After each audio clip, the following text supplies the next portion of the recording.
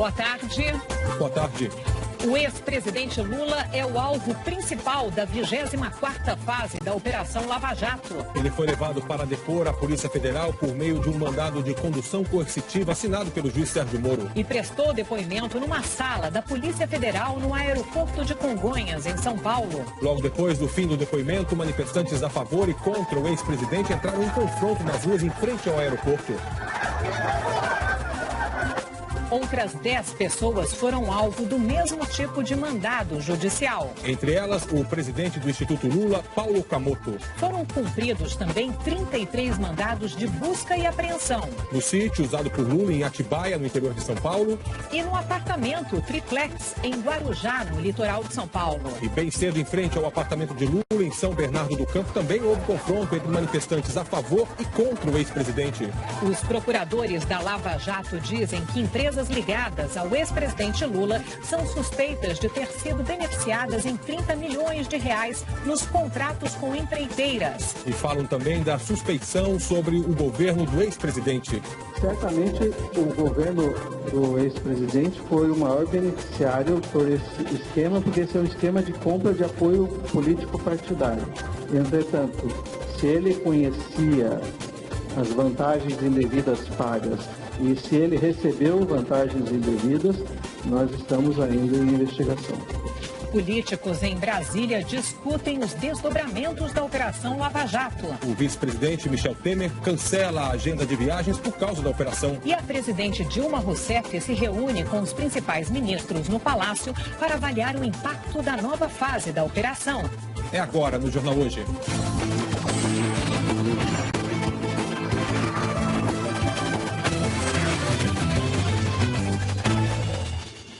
Nossa edição do Jornal Hoje é especial. O Brasil está vivendo nesta sexta-feira um dia de muita tensão com os desdobramentos da Operação Lava Jato. Logo cedo, a Polícia Federal deu início à 24ª fase da operação, que leva o nome de Aletheia, uma referência a uma expressão grega que significa a busca da verdade. O principal alvo dessa fase é o ex-presidente Lula, que foi levado bem cedinho da casa dele em São Bernardo do Campo para depor a Polícia Federal por meio de um mandado de condução coercitiva. É quando a pessoa não pode se negar a ir. Esse mandado foi assinado pelo juiz Sérgio Moro. O ex-presidente está nesse momento no diretório do PT em São Paulo e o repórter Felipe Guedes está acompanhando tudo e tem as informações para a gente. Felipe? Oi, Sandra, Evaristo, boa tarde para todo mundo. A rua onde fica o diretório central do PT, na região da Sé, aqui em São Paulo, está tomada por militantes. O trânsito, inclusive, está bloqueado porque é muita gente na rua. São pessoas com bandeiras do PT e que apoiam o ex-presidente Lula. Elas chegaram aí bem antes da chegada do ex-presidente ao diretório. Ele chegou aí por volta do 12h30, 12h40. E entrou direto no prédio, não conversou com ninguém e até agora não se sabe qual é a agenda do ex-presidente para essa tarde. Sandra e Evaristo. Ok, Felipe Guedes. Bom, Lula prestou depoimento num posto da Polícia Federal no aeroporto de Congonhas, em São Paulo, e a gente vai então direto para lá, onde está o repórter José Roberto Burnier, falando ao vivo com a gente. Burnier, boa tarde para você. Quais são suas informações daí? Boa tarde, Sandra. Boa tarde para todos. Boa tarde, Evaristo. Olha, eu estou aqui na parte de trás do aeroporto de Congonhas, bem próximo da ala de autoridades onde o ex-presidente Lula prestou o depoimento. Esse depoimento durou mais de 3 horas. Nessa fase da Operação Lava Jato, a 24ª, o juiz federal Sérgio Moro expediu 11 mandados de condução coercitiva, que é quando o investigado, o suspeito, é obrigado a comparecer perante uma autoridade policial, que foi o que aconteceu com o ex-presidente Lula. Foram expedidos também 33 mandados de busca e apreensão que estão sendo cumpridos nos estados de São Paulo, do Rio de Janeiro e da Bahia. A operação começou bem cedo, como vocês já disseram aí. O ex-presidente Lula foi surpreendido com a chegada dos policiais federais antes mesmo das 6 horas da manhã, no apartamento onde ele mora com a família em São Bernardo do Campo. Vamos ver. O ex-presidente Lula deixou o aeroporto de Congonhas pouco depois do meio-dia. Ele estava ali desde cedo. Os agentes da Polícia Federal chegaram ao prédio onde mora o ex-presidente Lula, em São Bernardo do Campo, por volta das 6 horas da manhã. Eles tinham um mandado de condução coercitiva, ou seja, uma ordem para levar o ex-presidente para ser ouvido por um delegado da Polícia Federal. Lula saiu num carro descaracterizado antes das 7 horas da manhã e foi levado para o aeroporto de Congonhas, na capital, para prestar o depoimento. Assim que a notícia foi confirmada, os passageiros que estavam no saguão se manifestaram.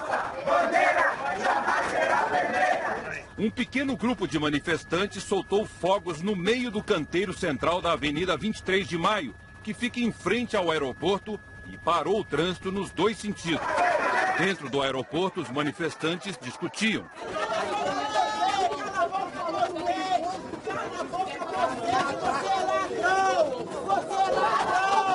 O professor Luizinho, um dos fundadores do Partido dos Trabalhadores, ex-deputado federal e líder do governo na Câmara quando Lula foi presidente, estava no aeroporto. Ele chegou a ser investigado no esquema do mensalão e foi absolvido. Ele discutiu com uma passageira, mostrou a cueca e fazia a letra L com as mãos em apoio ao ex-presidente. Pouco depois chegou o ex-deputado Jamil Murad. Atualmente, ele é vereador em São Paulo, pelo PCdoB. Ele foi ao aeroporto para apoiar o ex-presidente. Os manifestantes contrários a Lula aumentaram as vaias. Estão dando golpe com aspecto judiciário. Estão dando golpe no povo. Ele é o alvo da Lava Jato. E hoje foi o dia mais feliz da minha vida. Hoje eu acordei com essa maravilhosa notícia. O depoimento do ex-presidente durou mais de 3 horas e o aeroporto de Congonhas se encheu de manifestantes contrários e a favor do ex-presidente. Assim que o depoimento acabou, os dois grupos se enfrentaram. A polícia precisou intervir.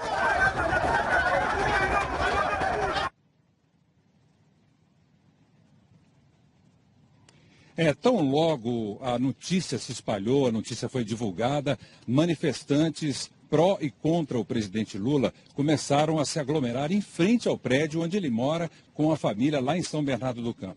Eu vou conversar agora com o Roberto Kovalik, que está lá em frente ao prédio do ex-presidente Lula e conta pra gente como é que foi tudo isso. Kovalik, boa tarde. Boa tarde, Brunet, boa tarde a todos. A situação está um pouco mais em frente ao prédio onde mora o ex-presidente Lula. Aqui atrás de mim é um grupo pequeno ainda de pessoas que vieram protestar contra o ex-presidente. E lá embaixo, um número maior de pessoas que vieram dar apoio ao ex-presidente. Há algumas horas havia muito mais gente. Depois que os policiais saíram daqui, às 11h42, esse número de pessoas diminuiu, mas os policiais mantêm ainda uma espécie de zona neutra aqui entre os dois grupos para evitar agressões. Mas eles continuam se provocando. E durante a manhã houve muita confusão aqui. Socos, xingamentos, agressões. A repórter Bruna Vieira acompanhou toda essa confusão. De um lado, manifestantes favoráveis ao ex-presidente Lula. Do outro, pessoas contrárias a ele. Os dois grupos de manifestantes se concentraram nessa avenida de São Bernardo do Campo, na região metropolitana de São Paulo. Eles vieram logo que souberam que os policiais federais haviam levado o ex-presidente. Durante toda a manhã, os dois grupos se enfrentaram dezenas de vezes. E houve até agressões físicas. A polícia foi chamada e, nesse momento, estão tentando conter essa briga. Mas a confusão não parava. Antes das 10 da manhã, os dois grupos voltaram a se enfrentar. O tempo inteiro passa uma pessoa discordante do grupo do lado e aí eles furam bloqueio. Isso acontece o tempo inteiro. A polícia usou o cacetete para dispersar o grupo. Esse rapaz ficou ferido. A gente percebe, olhando ali para o prédio onde mora o ex-presidente Lula, que os policiais federais estão organizando os carros e colocando-os todos de ré. Provavelmente eles vão descer com material e levar embora. Às 11 horas da manhã, os policiais conseguiram colocar novamente os dois grupos em lados opostos, mas os xingamentos dos dois lados não pararam. Segundo a Polícia Militar, 3 homens foram presos. Quase 6 horas depois aí da operação aqui no prédio do ex-presidente Lula, a gente percebe que os policiais federais, os auditores da Receita Federal, estão indo embora nesse momento. Bom, como eu disse no início do jornal hoje, essa operação ela é muito grande. São mais de 200 policiais federais envolvidos. Há também auditores da Receita Federal que estão ajudando os policiais federais nos mandados de busca e apreensão nos 3 estados e em várias cidades.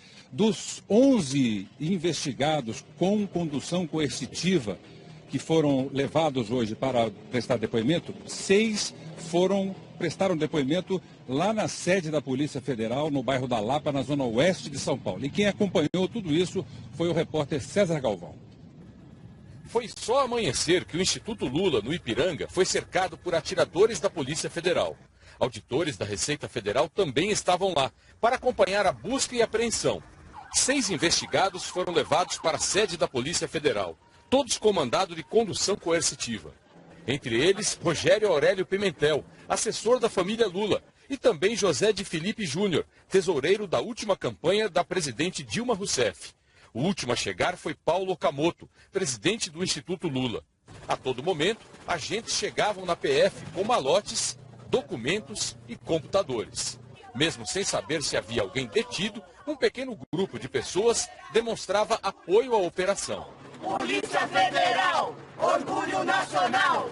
A 24ª fase da Operação Lava Jato mudou toda a rotina da Polícia Federal aqui em São Paulo, a começar pelo acesso. Esta rua foi bloqueada pela polícia. Os portões que deveriam abrir às 8 da manhã ficaram assim durante toda a manhã, fechados. As pessoas que vieram aqui para retirar ou tirar o passaporte não puderam entrar. Os funcionários do prédio vieram aqui até a grade e explicaram para todos o que estava acontecendo. Advogados também não puderam entrar. O defensor do empresário Fernando Bittar, um dos donos do sítio de Atibaia, frequentado pela família Lula, se irritou. Eu recebi um chamado do meu cliente por volta das 6h30 da manhã.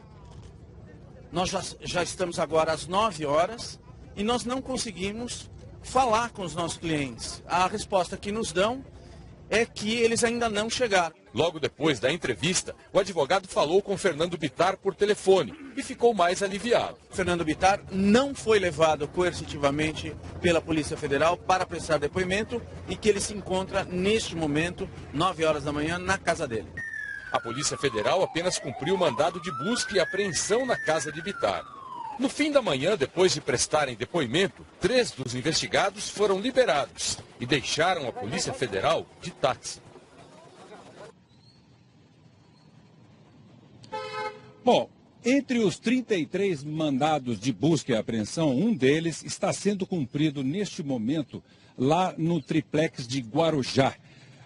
Esse triplex, a compra e construção desse triplex está sendo investigada tanto pela Operação Lava Jato quanto o Ministério Público Estadual de São Paulo. A repórter Solange Freitas vai contar para a gente os detalhes dessa busca e apreensão lá no imóvel em Guarujá. Essas imagens foram gravadas com um telefone celular. Mostram o apartamento 164A do condomínio Solares, um triplex. Os policiais chegaram no prédio pouco antes das 6 da manhã. Abriram caixas de móveis que ainda estavam fechadas.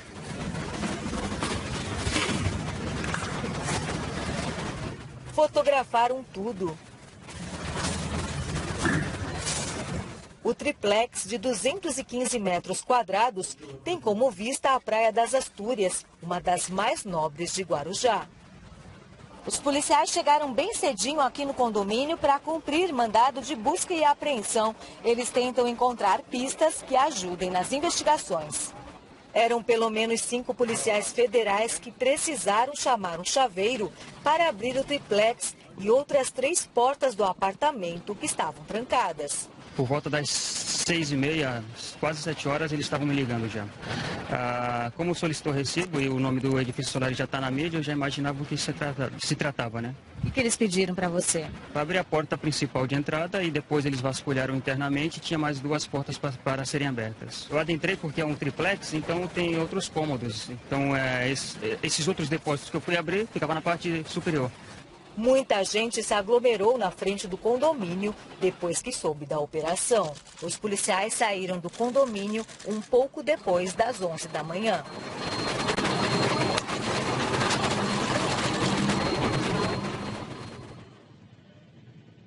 Bom, outro foco, gente, dessa busca e apreensão tem sido também um foco de investigação tanto da Lava Jato quanto dos promotores estaduais aqui de São Paulo, que é o sítio em Atibaia. A suspeita sobre o sítio é de que o sítio está no nome de 2 sócios de um dos filhos do ex-presidente Lula, mas a suspeita dos procuradores e dos promotores é que o sítio, na verdade, seja do ex-presidente Lula, e esse sítio recebeu também uma reforma que foi paga por construtoras que estão sendo investigadas pela Operação Lava Jato. A repórter Vanessa Vantini tem os detalhes.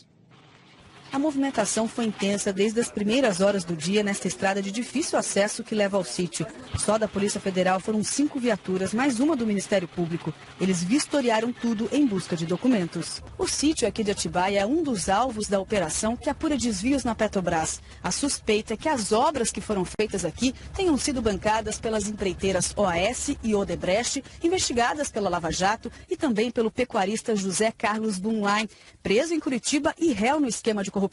Só Odebrecht teria gasto R$700 mil em obras no sítio. Originalmente, a propriedade tinha 2 casas, piscina e um pequeno lago. Quando a reforma terminou no fim de 2011, mudou de padrão. As moradias foram refeitas, um pavilhão foi erguido e a área da piscina e o lago foram ampliados. O sítio está registrado no nome de Fernando Bittar, amigo de Lula e sócio de um dos filhos dele. Lula nega ser o verdadeiro proprietário e disse que apenas frequenta o local em dias de descanso. Nos últimos 4 anos, o ex-presidente e a família estiveram 111 vezes no local. Parte da mudança de Lula de Brasília para São Paulo, quando deixou o cargo, foi levada para o sítio. E a Polícia Federal cumpriu um mandado de busca e apreensão também em outro sítio, em Manduri, região de Avaré, interior de São Paulo. A propriedade pertence a Jacob Bittar e ao filho dele, Fernando Bittar, um dos sócios do sítio em Atibaia. O caseiro disse que nenhum dos dois estavam no local. Bom, dessa vez não teve prisões e por isso ninguém foi levado para o Paraná, sede da Operação Lava Jato, mas as informações oficiais sobre essa nova fase da operação foram divulgadas numa entrevista coletiva hoje cedo, lá em Curitiba. Então vamos para lá conversar agora ao vivo com a repórter Ana Zimmermann, que acompanhou tudo. Oi, Ana, boa tarde. O que disse a força-tarefa da Operação Lava Jato por aí? Olá, Sandra, boa tarde a todos. O centro dessa 24ª fase da Operação Lava Jato foi em São Paulo, mas a polícia também agiu no Rio de Janeiro e na Bahia. Logo cedo, 200 policiais foram para as ruas para cumprir 44 mandados judiciais, foram 33 de busca e apreensão. Esse material apreendido vai ser trazido aqui para Curitiba. E foram cumpridos também mais 11 mandados de condução coercitiva, que é quando a pessoa é levada para prestar depoimento. Além do ex-presidente Lula, também foi ouvido Paulo Okamoto, presidente do Instituto Lula, José de Felipe Júnior, tesoureiro da campanha de Lula em 2006 e de Dilma em 2010, Rogério Pimentel, ex-assessor especial de Lula, que foi quem conduziu a mudança dele na saída da presidência, Elcio Vieira, caseiro do sítio de Atibaia, Paulo Gordilho, ex-executivo da OAS, ligado à compra da cozinha para o apartamento do Guarujá, Alessandro Tomazella, chefe do setor de tecnologia da Odebrecht. A Justiça também determinou a condução coercitiva de Alexandre Antônio da Silva, Luiz Antônio Pazini, Paulo Marcelino Melo Coelho e João Henrique Vorne, ligados ao transporte e armazenamento de pertences de Lula durante a mudança. Segundo o juiz, as buscas e apreensões são para ajudar na investigação da relação das empreiteiras com o ex-presidente Lula e pessoas associadas. Uma das buscas foi no servidor de informática da Odebrecht e outra na sede da OAS em Salvador. A Receita Federal investiga também 2 empresas ligadas ao ex-presidente. A Lius, empresa de palestras que é tributada, e o Instituto Lula, que é isento de impostos e que deve aplicar tudo o que recebe em atividades do próprio Instituto. Toda a atividade operacional, logística e controle das atividades da Lius Palestras são feitas por empregados e pessoas ligadas ao Instituto Lula.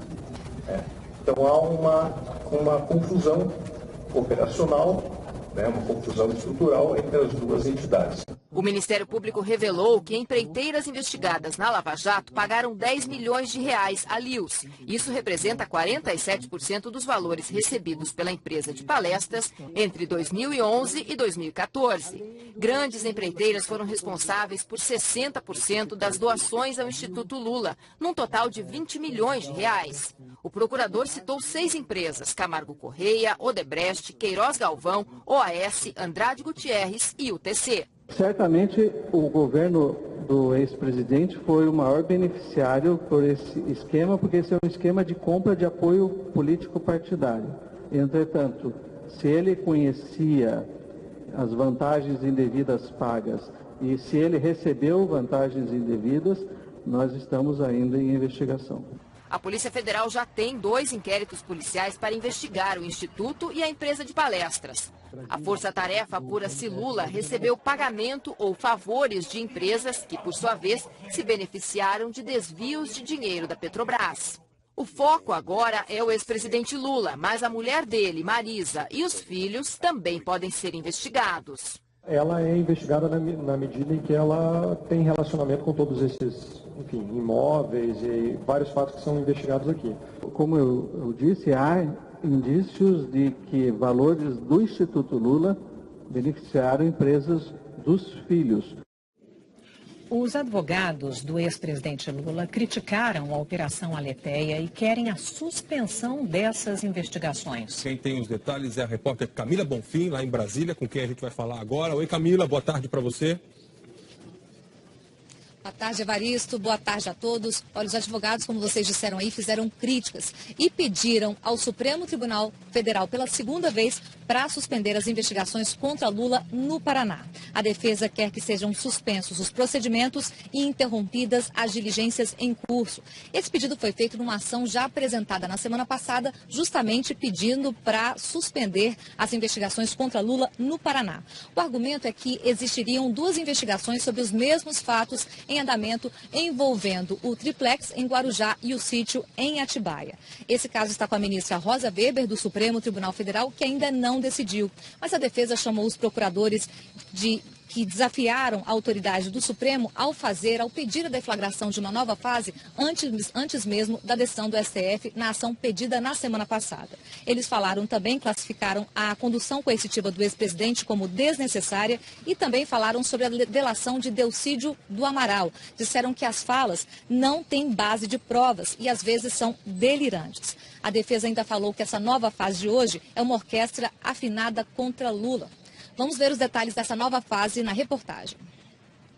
Os procuradores da Lava Jato apresentaram 2 representações nos dias 20 e 22 de fevereiro, que foram aceitas pelo juiz Sérgio Moro.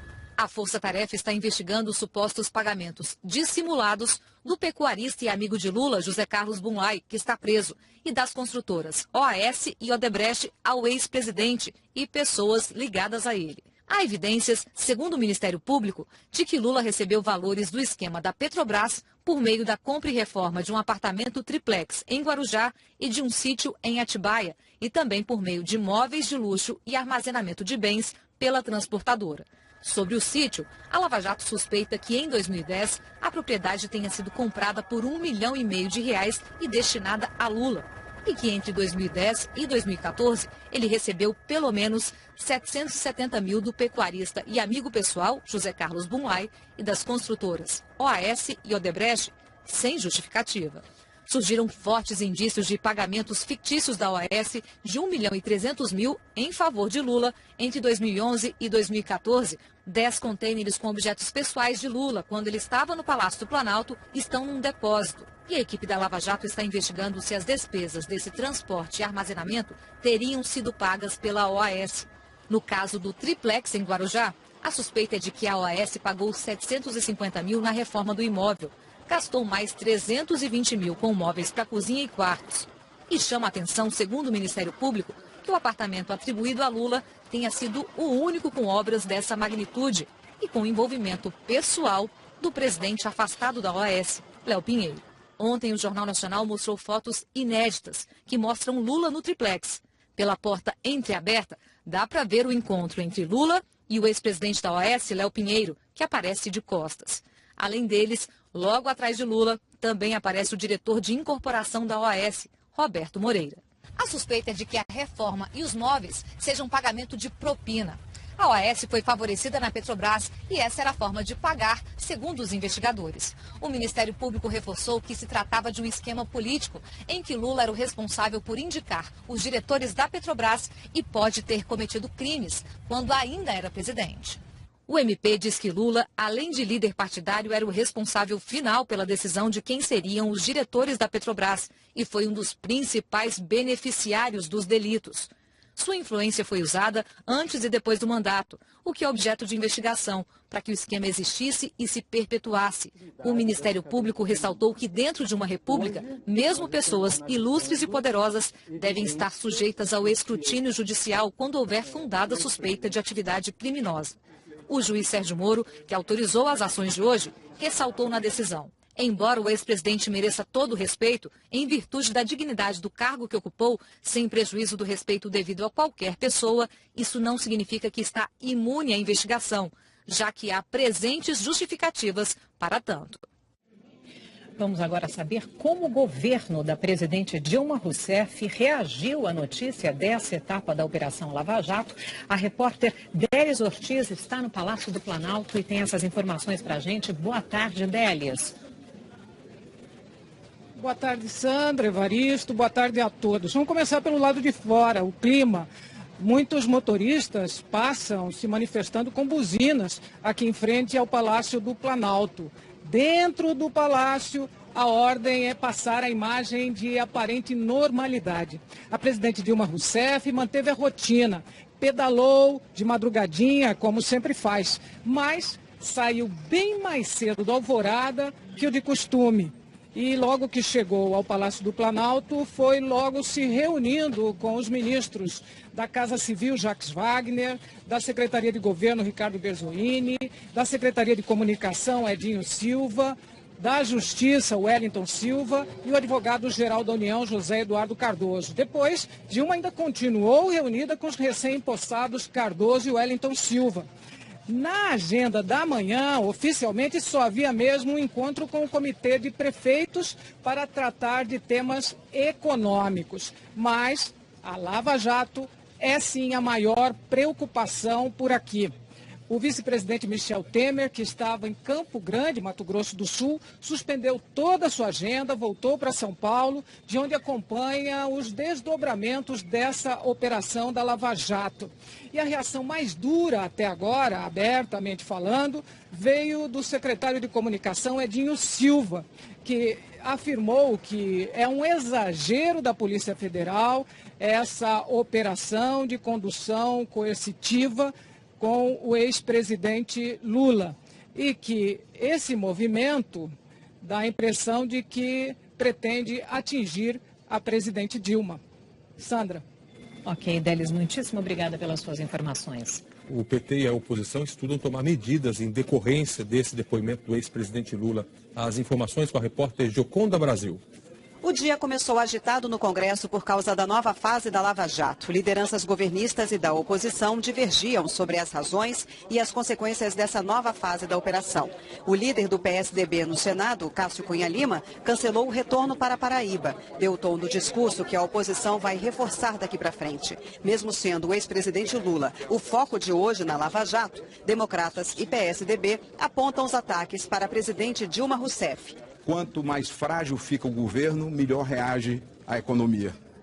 E é preciso que possamos entender, portanto, que é o desfecho dentro da Constituição, seja através do impeachment ou através de novas eleições, que apontará a saída para a crise que se aprofunda a cada dia no país. O líder do PT na Câmara, Afonso Florense, disse que a operação tem cunho político. Argumentou que o vazamento ontem da delação do senador Delcídio do Amaral e a ida da polícia hoje à casa de Lula são movimentos orquestrados. Mais uma operação, mais uma etapa da Operação Lava Jato que confirma que é uma operação política. Ela é ilegal e é política, atacando o presidente Lula, o PT e principalmente as conquistas populares do último período. Os dois lados se preparam para um dia de repercussões e mais, para as estratégias que vão adotar nos próximos dias. Integrantes do PT dizem que vão fazer uma vigília para acompanhar os desdobramentos da operação, que vão agir jurídica e politicamente. A oposição vai recorrer ao Tribunal Superior Eleitoral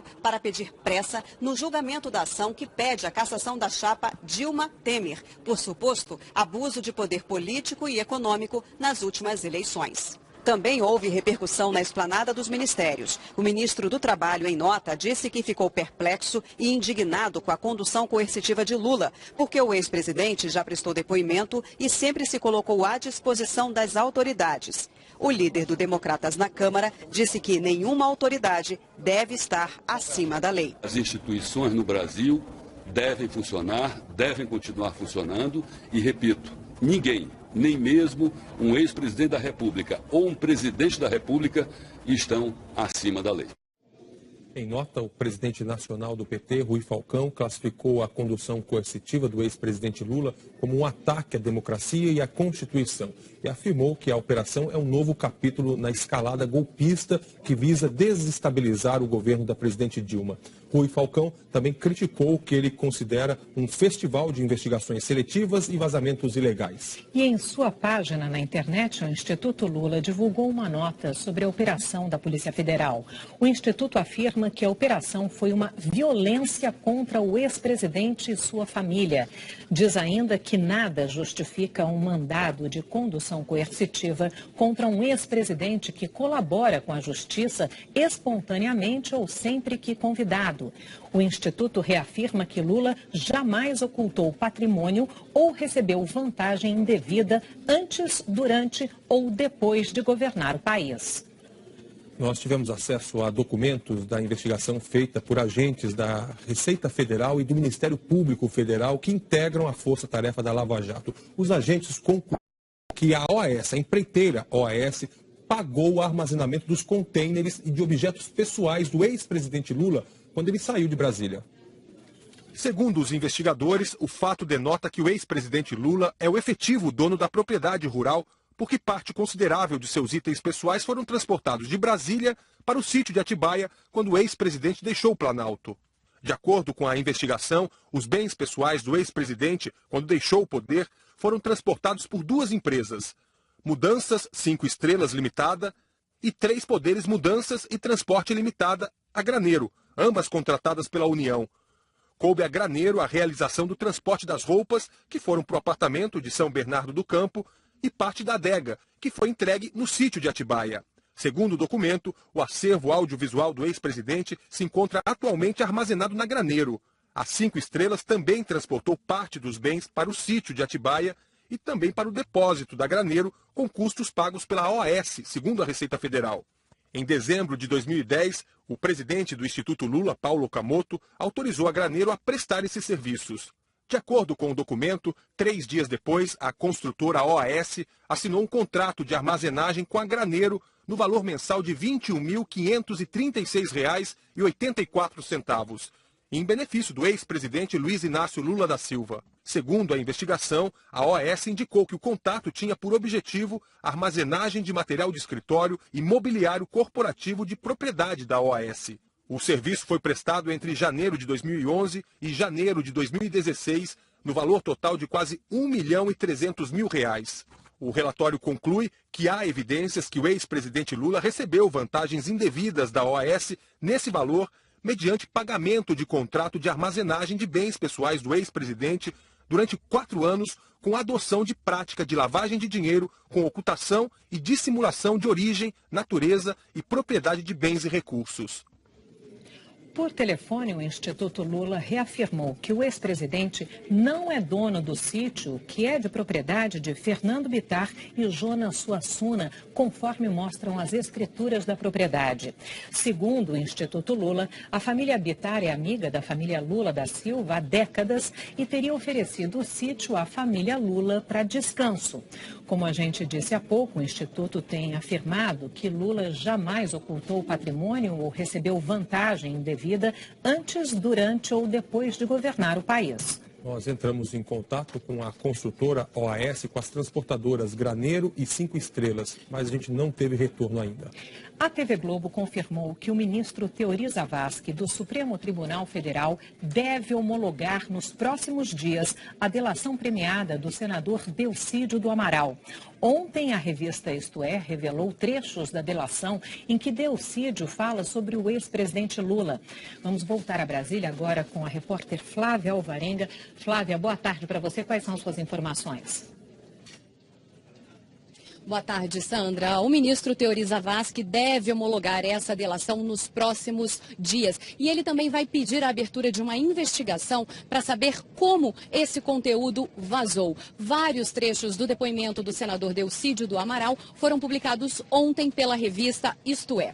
O fato desse depoimento ter vazado não impede a homologação, que é o quê? A validação do acordo entre o senador e o Ministério Público. Teori Zavascki agora analisa as condições desse acordo, se está tudo dentro da lei. E é isso que garante a homologação. A Ordem dos Advogados do Brasil entrou com um pedido hoje no Supremo Tribunal Federal para ter acesso a esse material. Delcídio do Amaral só vai poder ser beneficiado com essa delação premiada se ela for homologada. No depoimento, o senador citou em vários trechos o nome do ex-presidente Lula e também da presidente Dilma. Disse que os dois sabiam do esquema de corrupção na Petrobras. Sandra e Evaristo. Muitíssimo obrigada pelas suas informações, Flávia. Você vai ver ainda nesta edição a reação no mercado financeiro, a nova fase da Operação Lava Jato. E como foi a repercussão internacional. E a decisão do STF sobre o processo contra o presidente da Câmara, Eduardo Cunha, do PMDB. A gente volta em instantes.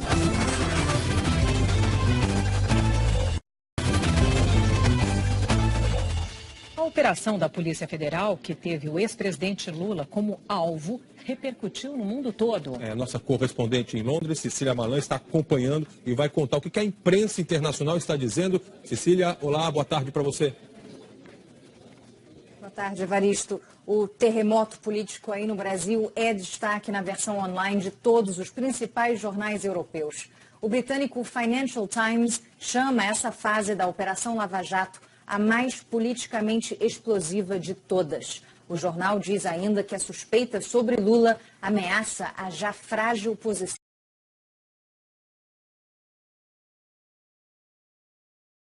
da presidente Dilma Rousseff. Para o inglês The Guardian, a maior investigação da história do Brasil chega agora a uma etapa dramática. O francês Le Monde fala da avalanche de acusações que sacudiu o Brasil. E o espanhol El País diz que os efeitos da Operação Aleteia podem ser catastróficos para o governo e para Lula. Nos Estados Unidos, o New York Times também repercute o depoimento do ex-presidente. O jornal descreve Lula como a figura mais importante do Partido dos Trabalhadores, com muito poder na capital, Brasília.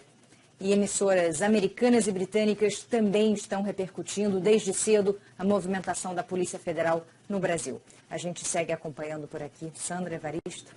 Muito obrigado, Cecília. Boa tarde para você. Bom, a gente volta a falar ao vivo com José Roberto Burnier, que está no aeroporto de Congonhas, onde o ex-presidente Lula prestou depoimento à Polícia Federal. Burnier, o ex-presidente Lula vai falar com jornalistas, é isso?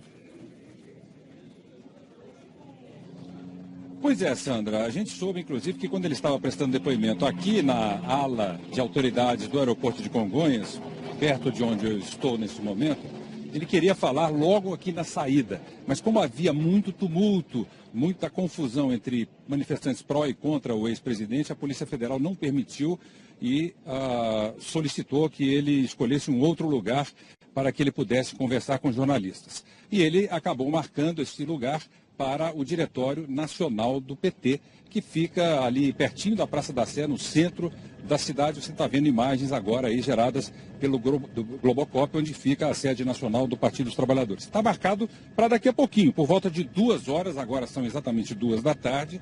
Daqui a pouquinho, então, o ex-presidente Lula deve conversar com os jornalistas.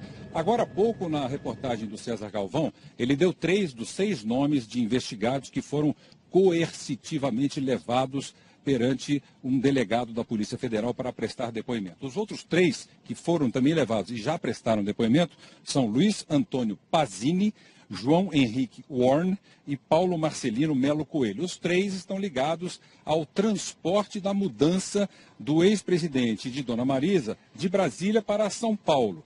Os procuradores suspeitam que parte dos móveis e dos objetos tenham sido levados mesmo para o sítio em Atibaia. Sandra e Evaristo. Ok, muitíssimo obrigada mais uma vez, Burnier. Ainda falando da Operação Lava Jato, ontem o presidente da Câmara dos Deputados virou réu por corrupção e lavagem de dinheiro. Por unanimidade, o Supremo Tribunal Federal abriu ação penal contra Eduardo Cunha, do PMDB do Rio. O placar, 10 votos a 0. A sessão de ontem à tarde começou já com o placar de 6 a 0 para que Eduardo Cunha virasse réu. O presidente da Câmara é acusado de corrupção passiva e lavagem de dinheiro. No fim, os 10 ministros que participaram do julgamento aceitaram a denúncia contra Cunha. E por 8 votos a 2, a ex-deputada Solange Almeida, do PMDB, atual prefeita de Rio Bonito, no estado do Rio, também virou ré. Segundo a Procuradoria-Geral da República, ela assinou requerimentos na Câmara dos Deputados para ajudar Eduardo Cunha a pressionar empresas envolvidas com a Petrobras a pagar propina. O Procurador-Geral da República, Rodrigo Janot, comentou o resultado. Primeira denúncia da Lava Jato recebida. Agora, defesa e acusação vão apresentar testemunhas no Supremo. Novas provas começarão a ser colhidas, a defesa poderá questionar essas provas. Só então Eduardo Cunha e Solange Almeida serão interrogados. Em seguida, virão o parecer do Procurador-Geral da República e as alegações finais da defesa. O relator do processo irá preparar o voto, condenando ou absolvendo os réus. Depois de passar pelo ministro revisor, a ação penal poderá ser julgada. Ainda não há prazo para o julgamento.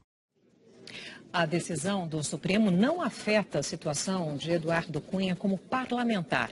Mesmo passando a ser réu, ele não precisa se licenciar do mandato nem perde o cargo de presidente da Câmara. 2 pessoas morreram no desabamento de uma casa em Cascadura, no subúrbio do Rio. 3 pessoas estavam na casa quando tudo veio abaixo por volta das 2 da madrugada. Os mortos são mãe e filho. O único sobrevivente é o pai da criança, que está internado num hospital da cidade. Ele passa bem e está em observação. 3 casas vizinhas estão interditadas, ainda não se sabe o que provocou esse desabamento. Bom, vamos ver agora a previsão do tempo, né? Para hoje à tarde, Eliana Marques, como é que fica? Boa tarde. Boa tarde, Sandra, Evaristo, boa tarde a todos. Olha, o destaque ainda são as rajadas de vento no sul do país e também no leste do estado de São Paulo. A área de baixa pressão atmosférica já está se afastando pelo mar, mas ainda deixa o tempo muito instável. Pode chover forte nessa faixa central aqui do Rio Grande do Sul, também de Santa Catarina, chuva forte ainda no norte de São Paulo, no Espírito Santo, em grande parte de Minas, oeste da Bahia, sul do Piauí e Maranhão, norte de Mato Grosso do Sul, Goiás, Mato Grosso e grande parte da região norte. Tempo firme em Roraima e do sul de Mato Grosso do Sul, passando aqui por parte de São Paulo até o oeste do Rio Grande do Sul. Temperaturas. Curitiba com máxima de 26 graus, São Paulo 28, Maceió 30, Campo Grande 31 e Belém com 32 graus. Atenção, quem está no mar em Santa Catarina e no Rio Grande do Sul tem alerta da Marinha, ondas de até 3 metros de altura entre as cidades de Rio Grande e Torres, no Rio Grande do Sul, e também entre Laguna, em Santa Catarina, e Paranaguá, no Paraná. Sábado, amanhã, previsão bem parecida com a que a gente tem para hoje, e aí o destaque passa a ser a chuva que vai cair aí até quarta-feira da semana que vem, muita chuva, onde o nosso mapa está escuro aqui, entre Maranhão, grande parte da região norte, Mato Grosso e Goiás, principalmente. Ok, muitíssimo obrigada por você, Eliana. Até. A seguir, as últimas informações sobre a 24ª fase da Operação Lava Jato. E como está a repercussão no mercado financeiro. A gente volta já já.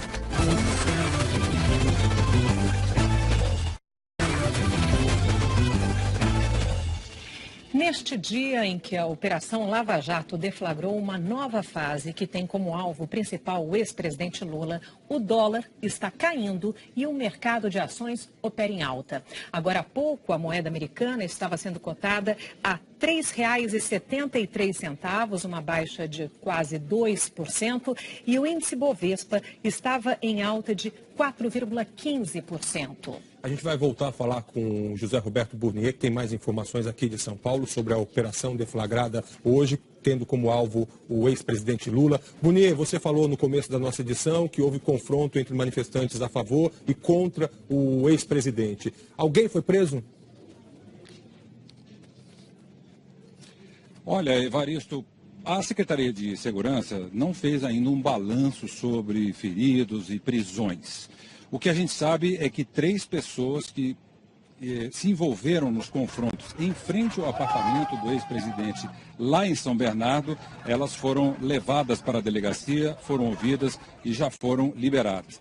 Evidentemente que há uma preocupação mesmo, porque a gente viu cenas lamentáveis de confrontos, tanto aqui no aeroporto quanto lá em São Bernardo. E agora, a expectativa toda é pela entrevista coletiva que foi convocada pelo ex-presidente Lula. Essa entrevista vai acontecer daqui a pouquinho, ainda não começou, no Diretório Nacional do Partido, que fica pertinho da Praça da Sé, no centro de São Paulo, viu, Evaristo? Ok, Burnier. Muito obrigado pela sua participação hoje no Jornal Hoje e uma boa tarde para você. Antes de terminar o Jornal Hoje, a gente volta a Brasília para saber detalhes sobre a repercussão dessa nova fase da Lava Jato lá no Palácio do Planalto. Délias. Sandra, acabou agora há pouco a reunião da presidente com os prefeitos. 2 deles, Arthur Vigílio, de Manaus, e José Fortunati, de Porto Alegre, saíram dizendo que a presidente fez uma avaliação do atual momento que vive o país. Ela acha que as coisas estão fugindo à normalidade do Estado democrático de direito. Informação essa confirmada por sua assessoria. Ainda segundo os prefeitos, Dilma lamentou o que está acontecendo. Ela considerou essa condução coercitiva do ex-presidente Lula exagerada. Agora à tarde, na agenda da presidente, tem reunião com governadores. Sandra. Ok, Délis, muito obrigada pelas suas informações. Só um esclarecimento, por causa dos desdobramentos dessa 24ª fase da Operação Lava Jato, nós deixamos de exibir a coluna do Tô de Folga hoje, mas sexta-feira que vem tem mais. Bom, nós continuamos por aqui para acompanhar essa entrevista coletiva que o ex-presidente Lula vai dar à imprensa. Você acompanha também outras notícias ao longo de toda a tarde, a cobertura completa no Jornal Nacional. Uma ótima tarde para você. Boa tarde e bom fim de semana.